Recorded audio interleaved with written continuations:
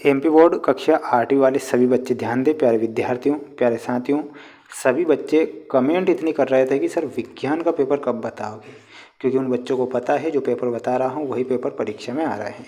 प्यारे विद्यार्थियों, आपके कहने पर विज्ञान विषय का पेपर भी आ गया है और मैंने आपसे वादा किया था कि सभी विषय के पेपर बताऊँगा, सभी विषय के पेपर बताऊँगा और 100% प्यारे विद्यार्थियों आपकी परीक्षा में आएंगे। और आप देख रहे हैं कि जो पेपर बता रहा हूँ वही पेपर परीक्षा में छप रहे हैं। प्यारे विद्यार्थियों, यहाँ पर आप देख सकते हैं, मैं इसे जूम कर देता हूँ, ये पूरा पेपर आपकी परीक्षा का है, इसलिए जल्दी से इन प्रश्नों को रट लीजिए क्योंकि ये प्रश्न परीक्षा में आ रहे हैं। सिंचाई के आधुनिक साधन हैं तो रहट, ड्रिप तंत्र, चेन पंप या फिर डेकली। प्यारे विद्यार्थियों, सिंचाई का जो आधुनिक साधन है वो क्या है, वो ड्रिप तंत्र है। तो यहाँ पर आपको ड्रिप तंत्र करेक्ट उत्तर के रूप में याद रखना है।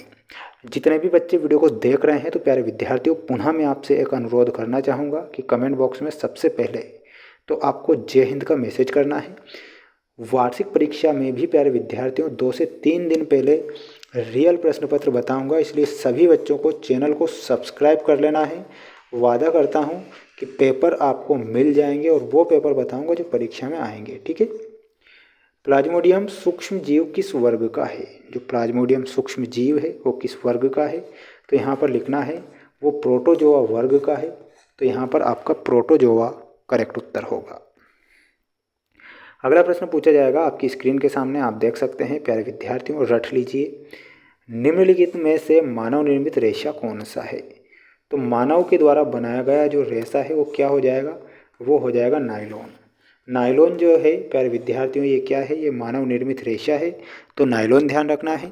सबसे पहले जितने बच्चे इस वीडियो को देख रहे हैं तो मैं आपसे यही कहूँगा कि चैनल पर नए हैं तो चैनल को सब्सक्राइब करके रखिएगा। वादा करता हूँ कि पेपर आपका बाहर नहीं जाएगा, इसलिए ध्यान से इस प्रश्न पत्र को देखकर ही आपको जाना है। निम्नलिखित में से किस ईंधन का ऊष्मीय मान सबसे अधिक होता है? तो कौन सा ईंधन है जिसका मान सबसे अधिक होगा? तो वो होता है पेट्रोल। क्या होता है? पेट्रोल। यहाँ पर हमारा करेक्ट उत्तर होगा पेट्रोल, ध्यान रखना है। अमीबा में प्रजनन होता है तो अमीबा में प्रजनन किसके द्वारा होता है? द्विखंडन विधि के द्वारा अमीबा में प्रजनन होता है। तो यहाँ पर आपको द्विखंडन लिखना है। सभी बच्चे कमेंट बॉक्स में जय हिंद का मैसेज करेंगे, जितने भी बच्चे वीडियो को देख रहे हैं। तो चैनल पर नए हैं तो चैनल को सब्सक्राइब कर लेना है। वादा करता हूँ कि पेपर आपका बाहर नहीं जाएगा। निम्नलिखित में से किसे घर्षण द्वारा आसानी से आवेशित नहीं किया जाता है? तो फूला हुआ जो गुब्बारा होता है उसे आसानी से क्या नहीं किया जा सकता है? आवेशित नहीं किया जाता है। तो यहाँ पर ऑप्शन नंबर बी करेक्ट करना है। सौरमंडल में सूर्य के सबसे पास का ग्रह कौन सा है? तो वो है बुध ग्रह। कौन सा ग्रह है? बुध ग्रह है।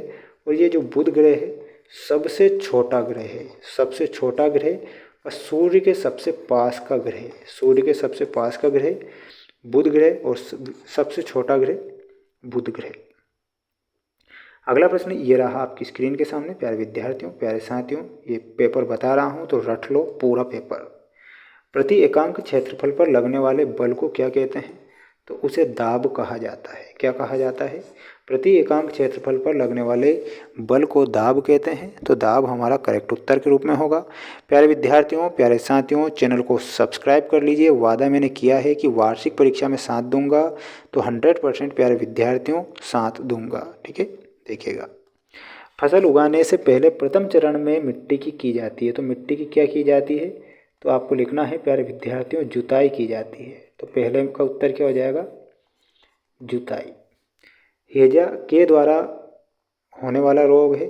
तो जो हैजा है प्यारे विद्यार्थियों वो जीवाणु के द्वारा होने वाला रोग है। किसके द्वारा? तो यहाँ पर आपको जीवाणु लिखना है। सूक्ष्म जीवों को की सहायता से देखा जाता है। तो सूक्ष्म जीवों को किसकी सहायता से देखा जाता है? तो यहाँ पर लिखना है प्यारे विद्यार्थियों, सूक्ष्मदर्शी के द्वारा। किसके द्वारा देखा जाता है? तो सूक्ष्मदर्शी के द्वारा देखा जाता है। तो सूक्ष्मदर्शी करेक्ट करना है। जितने भी बच्चे वीडियो को देख रहे हैं तो प्यारे विद्यार्थियों चैनल को सब्सक्राइब करके रखिएगा। वादा किया है पेपर का PDF भी मिल जाएगा ना। प्रवासी पक्षी सुदूर क्षेत्रों से परिवर्तन के कारण पलायन करते हैं। तो जलवायु के कारण। क्या लिखना है? यहाँ पर लिखना है जलवायु। फास्फोरस बहुत आधातु है तो बहुत अभिक्रियाशील या फिर क्रियाशील, तो क्रियाशील लिखना है। क्या लिखना है?